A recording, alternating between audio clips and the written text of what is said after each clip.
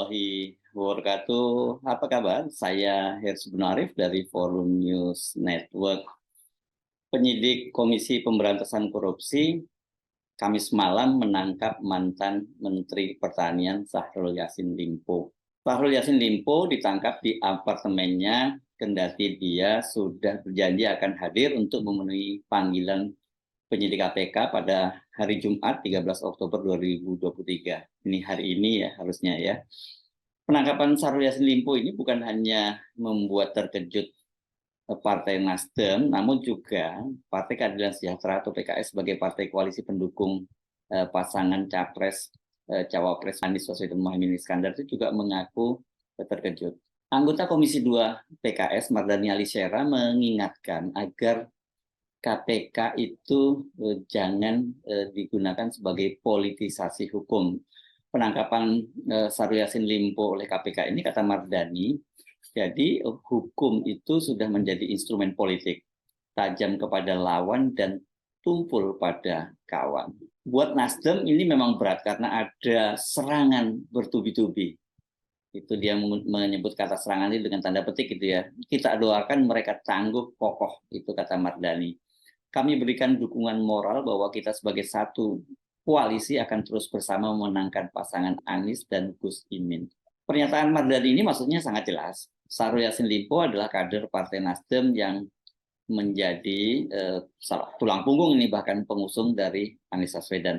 Syahrul Yassin Limpo menjadi orang kedua dari Partai Nasdem yang ada di kabinet atau menteri kedua dari Nasdem yang berurusan dengan hukum. Sebelumnya Sekjen Partai Nasdem yang menjadi Menkominfo Joni G. Plate juga sudah berurusan dengan hukum karena kaitannya dengan korupsi pengadaan PTS di Kementerian Kominfo ya. Kasusnya bahkan kini tengah disidangkan. Kelihatannya itulah yang dimaksud oleh Mardhani sebagai serangan bertubi-tubi terhadap Partai Nasdem. Sebuah harga yang sangat mahal bagi Partai Nasdem karena keputusan Ketua Umumnya Surya Paloh itu untuk mengusung Anies Baswedan sebagai calon presiden. Anies adalah figur yang sudah jauh-jauh hari dengan berbagai cara itu coba dijegal oleh Presiden Jokowi. Jangan sampai dia bisa lolos menjadi calon presiden, apalagi nantinya kemudian terpilih jadi presiden. Karena itu keputusan Surya Paloh untuk mengusung Anies, bagaimanapun juga, ini dianggap sebagai sebuah pembangkangan atau perlawanan begitu ya. Jadi, apapun alasannya, walaupun Surya Paloh selalu menyatakan kan komitmen dia mendukung Jokowi itu sampai tahun 2024 dan setelah tahun 2024 ya Surya Paloh tidak terikat komitmen itu lagi dan Anies ini kan urusannya setelah tahun 2024 gitu. Tapi apapun kelihatannya Jokowi memang betul-betul marah ya dengan keputusan Surya Paloh itu dan ya Surya Paloh dan Nasdem itu harus dihukum dengan sangat berat gitu ya. Kebetulan pula ini ada bukti-bukti yang cukup kuat. Joni G. Plate dan Syahrul Yassin Limpo terlibat dalam dugaan korupsi. Ya langsung hajar saja. Ini perlakuan Jokowi dan para penegak hukum ini kan berbeda ya dengan para politisi dari partai pengusung pemerintah yang sampai sekarang masih tetap loyal kepada Jokowi, nurut apa kemauan Jokowi dan mereka juga terlibat dalam dugaan korupsi ya, bahkan sudah diperiksa.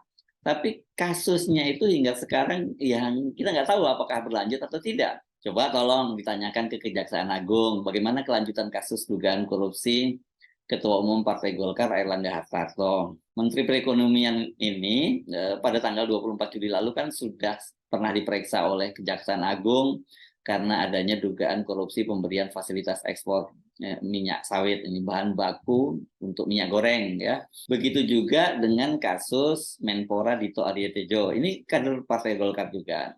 Di pengadilan setidaknya 2 saksi mengaku Dito menerima aliran dana korupsi BTS sebesar 27 miliar rupiah. Bahkan salah satunya malah mengaku menyerahkan secara langsung kepada Dito Aryo Tejo. Dan pada waktu itu Dito Aryo Tejo juga sudah diperiksa oleh Kejaksaan Agung dan sehari kemudian itu ada pengembalian uang 27 miliar ke pengacara Magdir Ismail. Magdir Ismail ini kan mewakili Irwan Hermawan, ini salah satu terdakwa dalam kasus pusaran kasus BTS ini. Dia bukan hanya dalam kasus korupsinya, tapi juga kasus pembungkaman ya, klaster yang mencoba membungkam agar kasus ini tidak berlanjut gitu ke pengadilan. Nah, Dito ini diduga tidak terlibat dalam kasus korupsinya sendiri, tapi dia diduga atau dituduh itu terlibat dalam upaya tadi untuk menutup kasus ini agar tidak berlanjut melalui para penegak hukum.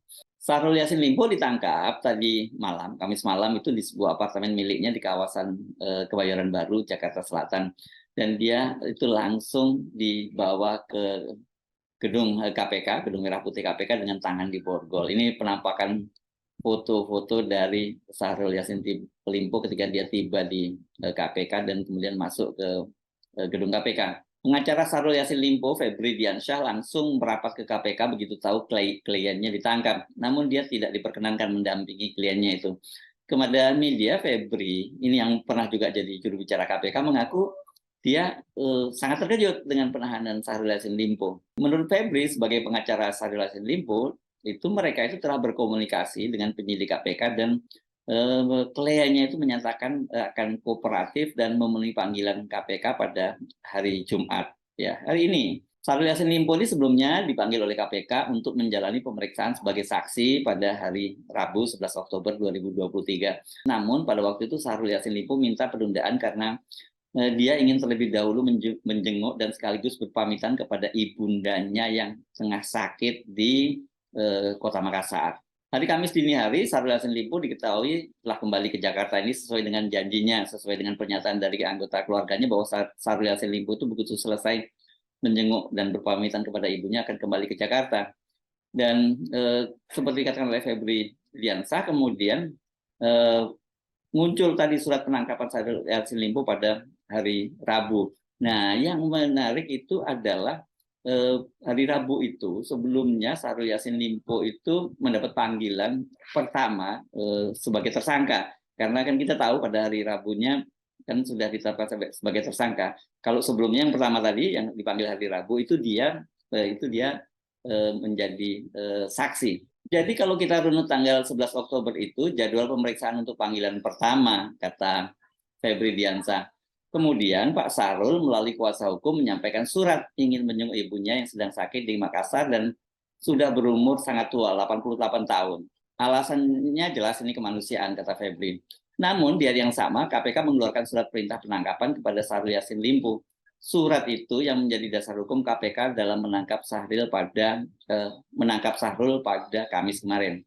Tapi ternyata pada tanggal 11 itu juga di hari yang sama tertanggal surat perintah penangkapan dan panggilan kedua juga tertanggal di tanggal tersebut untuk diperiksa pada tanggal 13 hari Jumat ini. Menurut Febri, proses penangkapan Syahrul ini terjadi begitu cepat dan itu juga yang dinilainya aneh karena Syahrul Yassin Limpo menyampaikan akan kooperatif dan hadir di KPK pada siang hari ini, kok dia kemudian ditangkap? Bagaimana penjelasan dari KPK? Juru bicara KPK Ali Fikri mengungkapkan alasan penangkapan Syahrul Yassin Limpo. Jadi tentu ketika kami melakukan upaya paksa baik penggeledahan, penangkapan, penyitaan dan lain-lain pasti kami punya dasar hukum yang kuat. Itu kata Ali Fikri. Ali menyatakan sebelumnya KPK itu sudah memberi ruang kepada Syahrul Yassin Limpo untuk datang ke KPK memenuhi panggilan. Meski Syahrul Yassin Limpo tidak dapat hadir saat itu, KPK menghargai. KPK, kata Ali, itu mendapat informasi Syahrul Yassin Limpo sudah berada di Jakarta sejak semalam. Dan KPK menunggu, maksudnya itu bukan Rabu malam, tapi sebenarnya Kamis dini hari ya. KPK menunggu kehadiran Syahrul Yassin Limpo namun tidak kunjung datang hingga akhirnya dilakukan analisis. Nah, mengapa kemudian langsung dilakukan penangkapan dari hasil analisis itu? Nah, kata dia, ketika melakukan penangkapan terhadap tersangka, ada alasan sesuai dengan hukum acara pidana. Misalnya kekhawatiran melarikan diri, adanya kekhawatiran menghilangkan barang bukti, itu menjadi dasar tim penyidik KPK kemudian melakukan penangkapan dan membawanya ke Gedung Merah Putih KPK, kata Ali Fikri. Nah, silakan Anda nilai sendiri apa sesungguhnya yang sedang terjadi. Hari Rabu lalu, Syahrul Yassin Limpo dipanggil dalam statusnya sebagai saksi. Dia tidak hadir, dia ke Makassar. Kemudian hari Rabu malam itu KPK menetapkan Syahrul Yassin Limpo bersama Sekjen Kementerian Pertanian Kasdi Subagiono dan Direktur Alat dan Mesin Pertanian Muhammad Atta sebagai tersangka. Kasdi malah langsung ditahan. Hari Rabu, KPK menerbitkan surat panggilan pertama kepada Syahrul Yassin Limpo sebagai tersangka, dan pada hari yang sama juga menerbitkan surat penangkapan. Wajar kalau Partai Nasdem juga sangat terkejut dan menduga-duga ada apa, ini kok terlalu semangat sekali KPK menangkap Syahrul Yassin Limpo. Bendahara Umum Partai Nasdem yang juga Wakil Ketua Komisi 3 DPR RI, saya penting sebutkan Komisi 3 ini karena Komisi 3 ini kan membidangi masalah hukum ya. Ini namanya Ahmad Saroni, dia menilai KPK terlalu terburu-buru melakukan penangkapan terhadap Syahrul Yassin Limpo. Kalau panggilan pertama dia nggak hadir, kan ada penundaan yang mestinya dijadwalin. Kan itu dijadwalin tanggal 13. Kalau tanggal 13 dan Pak Syahrul Yassin Limpo sendiri bersedia hadir, mestinya dilalui dulu. Kalau yang bersangkutan tidak hadir, maka penjemputan paksa itu diwajibkan. Tapi ini kan enggak, kata Ahmad Saroni. Dia terheran-heran, ini kok berlaku malam ini dijemput paksa. Pertanyaannya, ada apa dengan KPK? Kenapa mesti terburu-buru tidak melalui proses dengan alasan yang kuat? Saroni mengatakan penangkapan yang dilakukan oleh KPK tidak boleh berdasarkan analisis semata, tetapi harus sesuai fakta hukum yang harus dijalani. Kita nggak mau berburuk sangka, tapi kalau hukum acara dan kekuasaan power dilakukan, bagaimana ini? Ini terbukti kalau KPK sekarang punya power besar, dan power itu dipergunakan sewenang-wenang. Pertanyaannya, ada apa dengan KPK? Pak Syahrul Yassin Limpo kan sudah bukan lagi menteri. Kenapa mesti dipaksain malam ini ditangkap? Itu kata Sahroni. Padahal menurut Sahroni, KPK itu bisa menunggu kehadiran Syahrul Yassin Limpo itu besok, maksudnya hari ini ya. Dan kalau kemudian disebutkan mengatakan alasan ditangkap karena khawatir menghilangkan alat bukti dalam penangkapan Syahrul Yassin Limpo kurang tepat, mengingat sudah ada barang bukti yang diserahkan ke KPK pada penggeledahan pertama. Mestinya berpaku pada itu. Ini kan enggak, analisis dia kan kabur, menghilangkan bukti, kan ini masih ada ruang pemeriksaan yang bersangkutan. Sekali lagi, itu ada apa dengan KPK? Tanya Sahroni. Kasus Syahrul Yassin Limpo ini seperti saya sebut dalam konten sebelumnya, ini memang penuh drama, intrik politik di antara elit penguasa dan intrik di internal KPK sendiri. Ingat ya, ada kasus dugaan pemerasan yang sekarang tengah ditangani oleh KPK, oleh Polda Metro Jaya. Jadinya ya begini, banyak hal yang mengejutkan dan tidak terduga. Namun saya harus kembali membuat disclaimer, jangan mencampur adukkan masalah hukum dengan politik. Kalau korupsi ya memang harus ditangkap di proses hukum. Jadi nggak peduli itu mau apa, mau itu Nasdem, mau Golkar, mau Gerindra, bahkan PDI harus dilakukan semacam itu. Tapi saya kira itu memang ya harus berlaku pada semua ya, bukan hanya kepada lawan politik, berlaku sangat keras, sementara kepada kawan politik, pendukung itu malah dilindungi.